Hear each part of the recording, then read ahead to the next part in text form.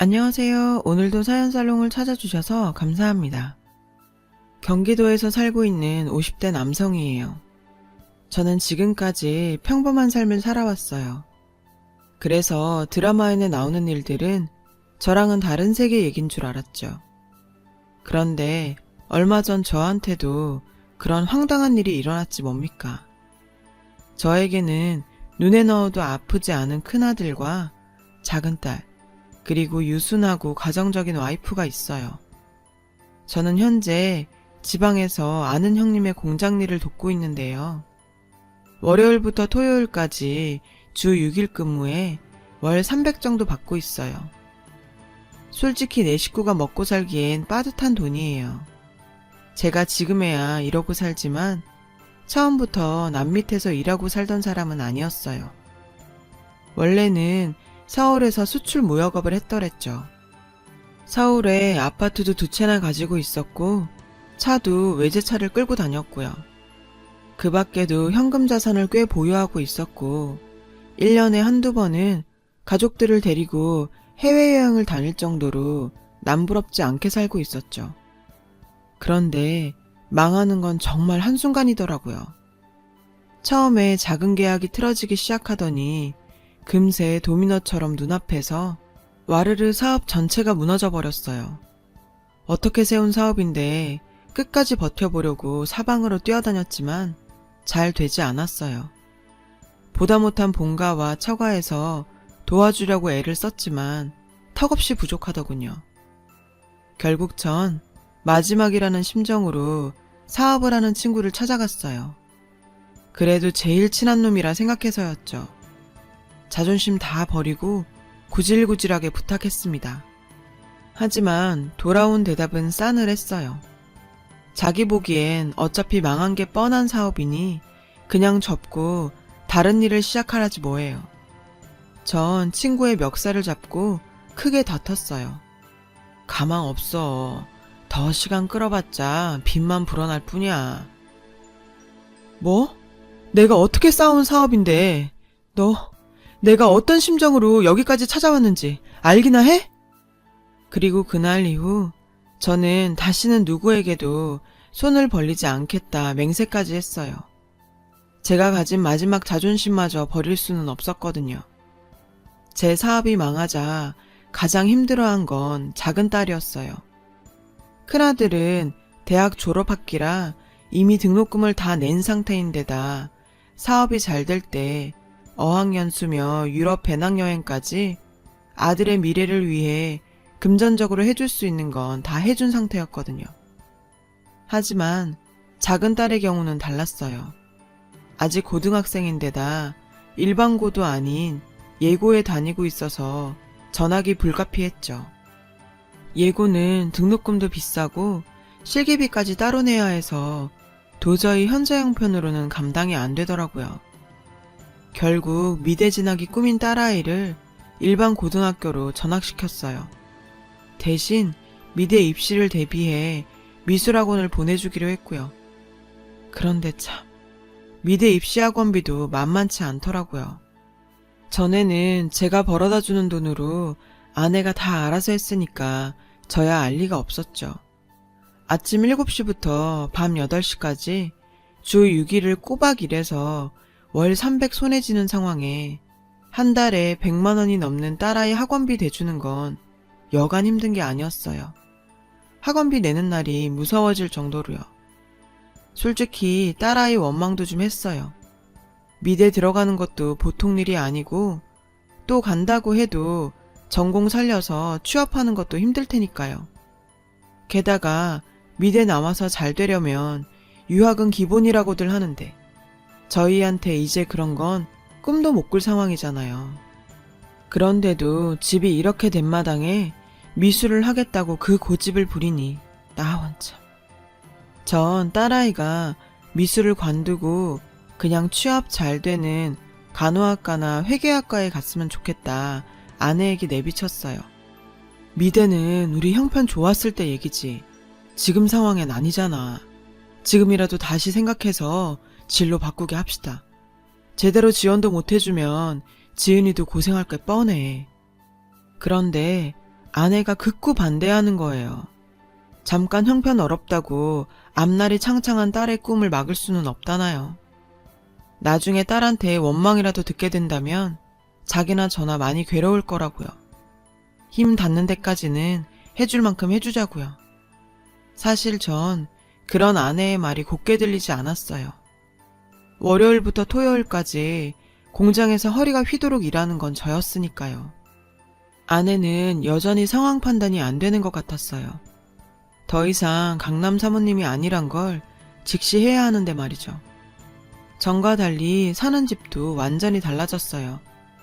젊은 경비원이 여럿 딸려있던 고급 아파트에서 허름하고 곰팡이 핀 다가구 주택으로 이사를 했거든요. 그런데도 아내는 여전히 부잣집 사모님처럼 하고 다녔어요. 형편 좋을 때 선물로 사주었던 명품 가방들을 그대로 들고 다니더라고요. 중고샵에 갖다 팔면 그게 다 돈인데 말이죠. 여보, 그 가방 이제 파는 게 낫지 않아? 이런 동네에서 그렇게 다녀봤자 짝퉁 소리밖에 못 들을 텐데. 모르는 소리 말아요. 여자들은 명품 가방 하나쯤은 있어야 된다고요. 참, 지금 우리가 그런 거칠해 하고 살 처진가요? 가방 팔아 생활비에 보태면 얼마나 좋아요. 남편 고생하는 건 생각도 안 하고 말이죠. 그러던 어느 날이었어요. 그날은 제 월급날이었죠. 퇴근하고 집에 가는 길에 트럭에서 파는 전기통닭 한 마리를 사서 들어갔어요. 딸이 치킨을 참 좋아하거든요. 전 방에서 그림을 그리고 있던 딸에게 나와서 치킨 먹자고 했어요. 그랬더니 딸이 됐다고 하더군요. 우리 딸 치킨 제일 좋아하잖아. 왜? 무슨 일 있어? 아빠, 학원에서 나만 빼고 다 특강한대. 나 이제 쪽팔려서 어떻게 살아? 특강이라니 그게 무슨 소리야? 의아해하는 절 보곤 아내가 다가왔어요. 특강비가 너무 비싸서 하지 말랬더니 지 친구들은 다 한다고 전 난리네. 미술학원에서 방학을 맞아 특강을 하는데 글쎄 특강비가 기존 학원비의 2배라는 거예요. 200만 원이요. 전 비싼 특강비 얘기를 듣자 입맛이 싹 달아났어요. 지금 형편으론 가당치 않은 금액이긴 하지만 저렇게 슬퍼하는 딸의 얼굴을 보니 어떻게든 돈을 마련해주고 싶었죠. 그때 제 눈에 아내의 명품 가방이 들어왔어요. 여보, 저 가방 이제는 파는 게 좋지 않아? 그랬더니 아내가 대뜸 화를 내는 게 아니겠어요. 돈은 미국에 사는 언니한테 빌려보겠다면서요. 아내의 친언니는 미국에서 미용실을 크게 하고 있거든요.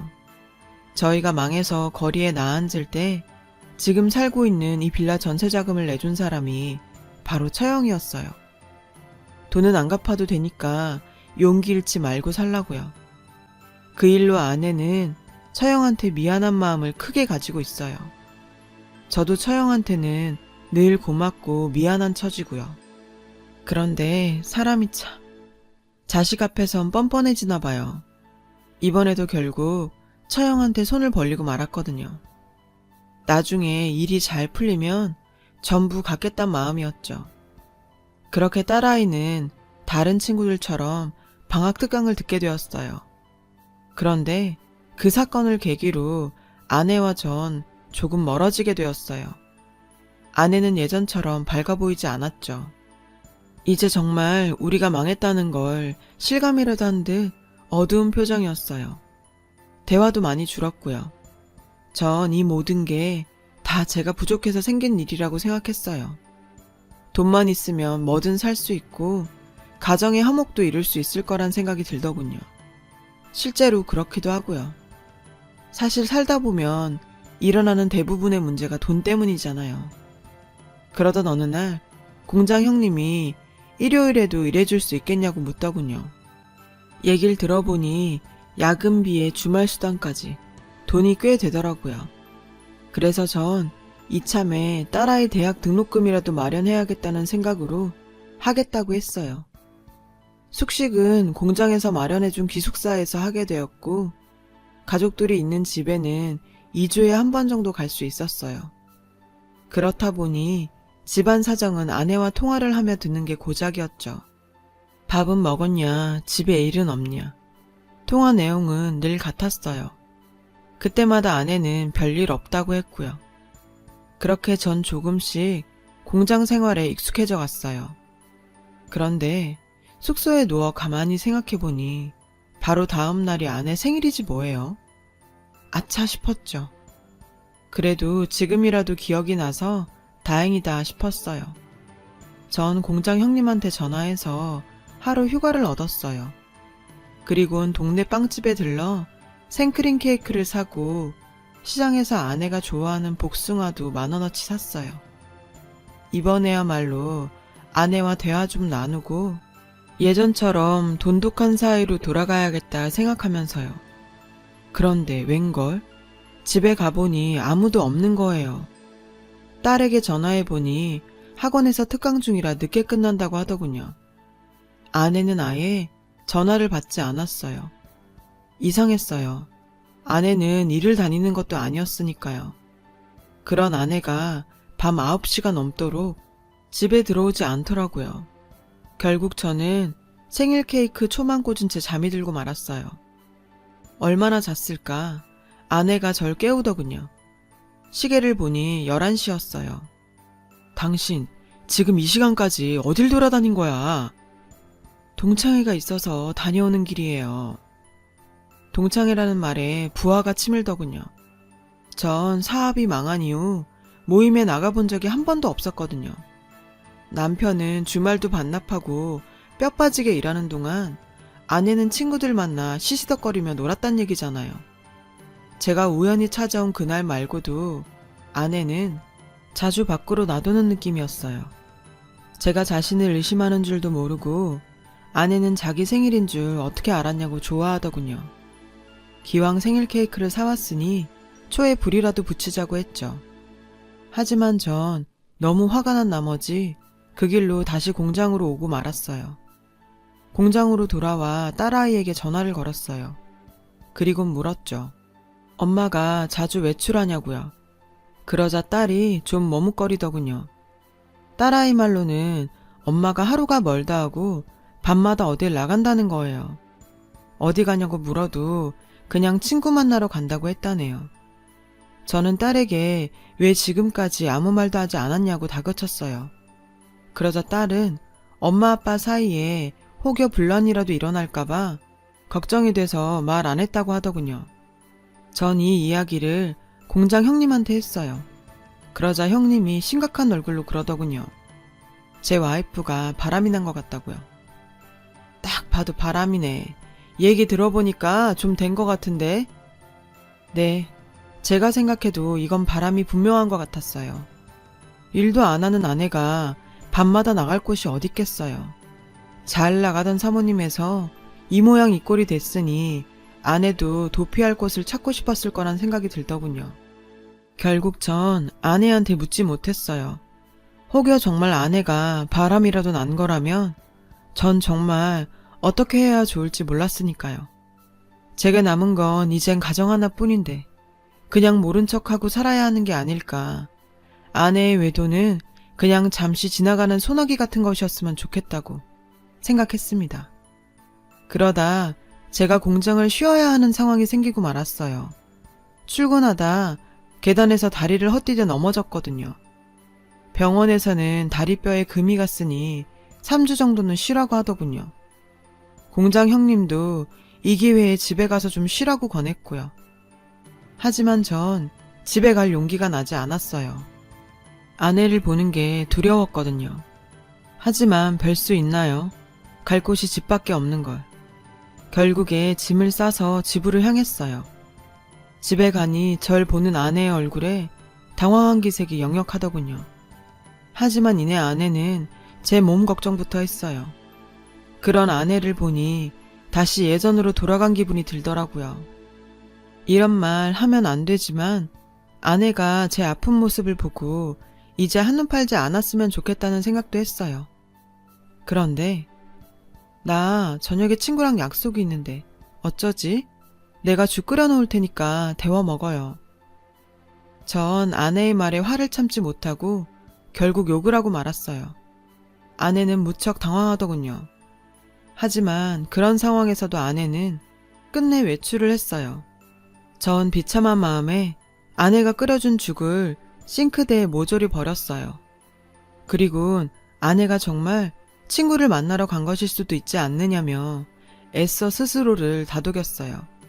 절뚝거리는 발로 설거지를 하면서요. 그러다 문득 한국 생활을 정리하고 미국에 가서 새 삶을 시작하는 게 낫지 않을까 하는 생각이 들더군요. 그래서 미국 처형한테 전화를 걸었죠. 저는 처형과 일상적인 대화를 하고는 전에 보내주신 학원 특강비에 대해 감사 인사를 했어요. 그게 무슨 소리예요? 난 돈 보내준 적이 없는데 특강비라니? 네? 아내 말로는 분명히 처형이 우리의 특강비를 계속 내주고 계신다던데요. 처형은 빌라 전세금을 제외하고는 한 번도 돈을 보내준 적이 없다더군요. 게다가 아내가 처형과 통화하면서 요즘 형편이 나아져서 괜찮다고 했다나요. 오히려 처형이 더 의아해하더군요. 그러면서도 언제든 미국에 오면 생활할 수 있게 도와준다고 했어요. 처형과 통화를 마친 전 오히려 머릿속이 복잡해졌어요. 미술학원 특강비의 출처 때문이었죠. 아내는 자정이 넘도록 집에 돌아오지 않았어요. 그날 밤 저는 뜬 눈으로 밤을 지새웠죠. 새벽 2시쯤이었을까요? 문 열리는 소리가 들리더군요. 전 거실로 조용히 나갔어요. 아내가 얼굴에 땀이 송골송골 맺힌 채 들어오고 있었죠. 추운 날씨에도 불구하고 말이에요. 머리칼도 헝클어진 채로요. 아내는 절 못 봤는지 곧바로 화장실로 들어가 샤워를 하더군요. 전 아내가 어떻게 학원비를 마련했는지, 그리고 밤마다 어딜 다니는 건지 수많은 의문에 휩싸여야 했어요. 그렇게 뜬 눈으로 밤을 지새우고 다음날 아내에게 물었어요. 어젠 왜 그렇게 늦었냐고요. 그러자 아내는 횡설수설 하더군요. 아줌마들이랑 수다를 떨다 보니 시간 가는 줄 모르겠더라고. 커피 마시고 수다 떨다 노래방 가선 신나게 놀다 보면 정말 시간 가는 줄 모른다니까. 근데요, 무슨 수다를 하루가 멀다 하고 떤답니까? 지어낼 거면 제대로나 지어낼 것이지. 저는 아내의 어설픈 거짓말을 단박에 간파했지만 차마 지난밤 어디서 무얼 했냐고 따져 묻지는 못했어요. 결국 전 아내의 뒤를 밟기로 했어요. 다음날 아내에게 공장에 일이 생겨서 잠깐 가봐야겠다고 말했어요.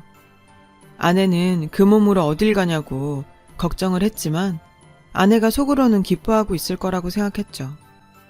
집을 나선 저는 집 근처에서 시간을 때우고 있었고 저녁 8시가 되자 아내가 집에서 나오더군요. 아내가 버스에 오르는 걸 확인하곤 택시를 타고 아내가 탄 버스를 쫓았어요. 1시간 정도를 따라갔을까요? 마침 아내가 버스에서 내리더군요. 서울 시내였어요.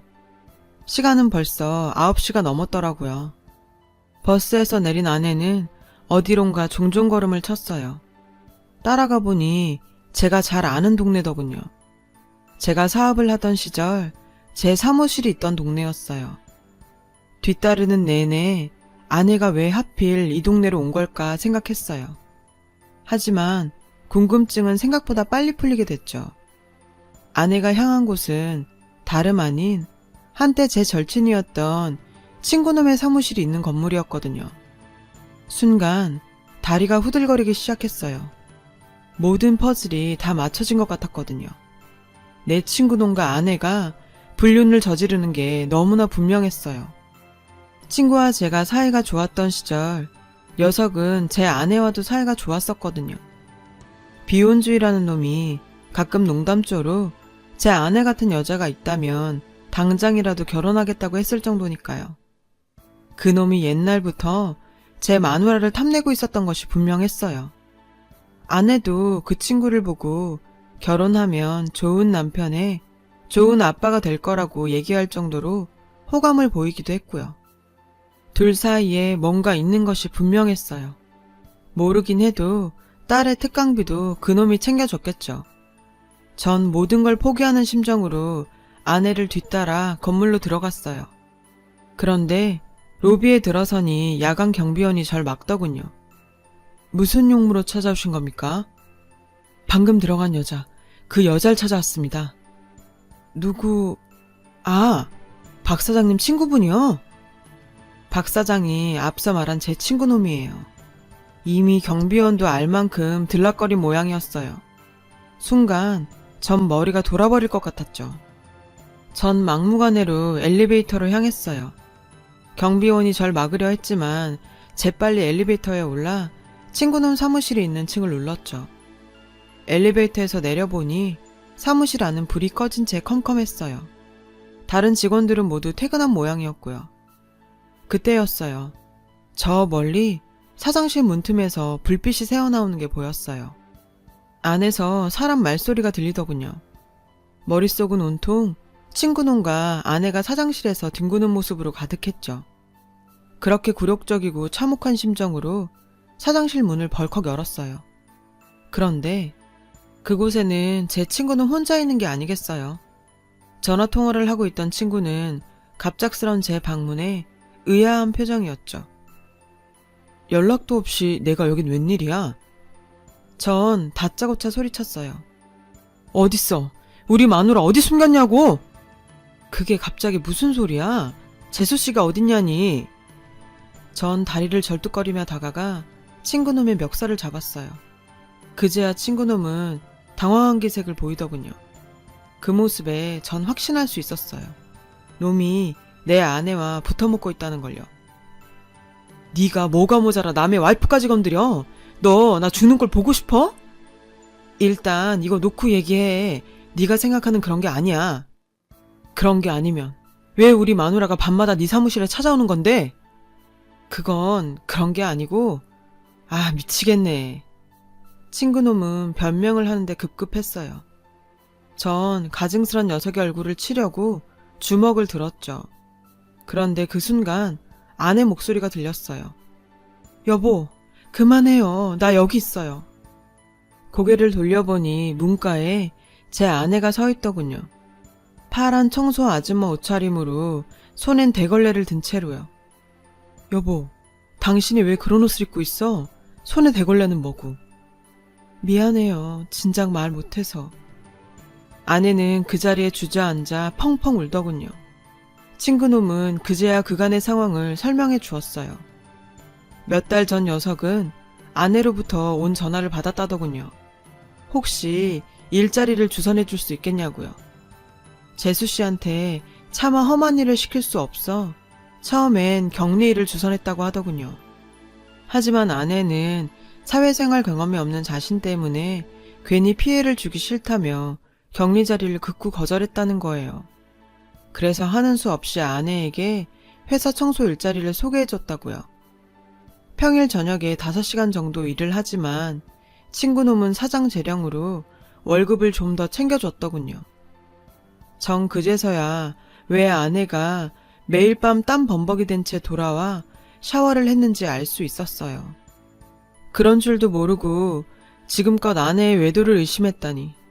제가 생각해도 제 자신이 너무 한심했어요. 파란 청소복을 입고 서 있는 초라한 아내를 보니 차라리 잘 차려입고 나가서 바람이라도 피웠더라면 지금처럼 이렇게 미안하고 안쓰럽진 않았을 텐데 하는 생각이 들더군요. 이런 아내를 철없고 세상 물정 모르는 그런 여자라고 원망했던 제가 바보였죠. 딸아이 특강비를 감당하기 위해 밤마다 건물 청소 일을 다녔을 아내를 생각하니 미안해서 고개를 들 수가 없었어요. 아내는 지금껏 험한 일 한 번 안 하고 살아온 여자였는데 그런 사람이 남편 잘못 만나 나이 들어 저렇게 고생하는 걸 보니 미칠 것 같았어요. 제 자신이 죽도록 밉더군요. 전 친구놈에게 무릎을 꿇었습니다. 오해해서 너무 미안하다고요. 친구는 절 일으켜 세우며 이러지 말라고 하더군요. 자기가 진작 얘기를 했어야 했는데 오히려 미안하다고요. 그 길로 전 아내와 함께 집으로 돌아왔어요. 아내는 지금까지의 일을 모두 털어놓았죠. 그리고는 장롱에서 명품 가방을 꺼내왔어요. 그건 얼마 전까지 제가 팔라고 했던 바로 그 명품 가방이었어요. 아내는 울먹이면서 가방을 열어 상표를 보여주더군요. 여보, 이거 사실 짝퉁이에요. 원래 거는 진작에 팔아서 생활비에 보태 썼어요. 왜 나한테 진작 얘기 안 했어? 난 그것도 모르고 괜히 당신만 원망했잖아. 아내는 제가 상처를 받을까봐 명품을 팔고 똑같이 생긴 짝퉁백을 메고 다녔던 거였어요. 그 백은 제가 아내에게 결혼 20주년에 선물로 준 사연 있는 가방이었거든요. 전 그날 아내와 부둥켜 안고 참 많이 울었어요. 어려움 속에서도 가정을 위해 묵묵히 희생한 아내한테 미안하고 이런 사람이 내 아내라서 감사하는 마음뿐이었죠. 그날 이후 전 공장 생활을 정리하고 집으로 돌아왔어요. 낮에는 택배 상하차 일을 하고 밤에는 대리운전을 하고 있죠. 공장 생활보다 조금 고되기는 하지만 가족들과 함께 있을 수 있어서 훨씬 행복해요. 아내는 제 만류에도 불구하고 여전히 청소일을 하고 있어요. 딸애가 대학에 들어갈 때를 대비해서 한 푼이라도 더 모아놔야 한다면서요. 그렇게 우리 부부는 서로 합심해 어려운 상황에 맞서고 있답니다. 그리고 얼마 뒤 우리 집에 좋은 소식이 들려왔어요. 아들의 취업과 딸의 미대 합격 소식이었죠. 잃는 게 있으면 얻는 게 있듯이 우리 집은 비록 돈은 잃었지만 전보다 커다란 행복을 얻을 수 있었어요. 아내와 저는 요즘 노후에 대해 종종 얘기해요. 딸애가 대학을 졸업하고 나면 처형이 있는 미국에 가는 게 어떨까 하고요. 여행도 다니고 다시 한번 신혼 때처럼 살아보자고요. 전 인생에는 참 많은 굴곡이 있지만 그 굴곡 끝에는 무지개가 있다고 믿어요. 우리 부부는 그 무지개를 향해 오늘도 열심히 살아가려고 합니다. 아내에게 진심으로 감사한 마음입니다. 지금까지 제 사연을 들어주셔서 감사드리고요. 여러분의 가정에도 행복이 가득하시길 바래요. 여러분, 사연 댓글에 응원과 현명한 조언 부탁드려요. 좋아요와 구독은 저에게 큰 힘이 됩니다. 오늘도 좋은 일 가득하세요.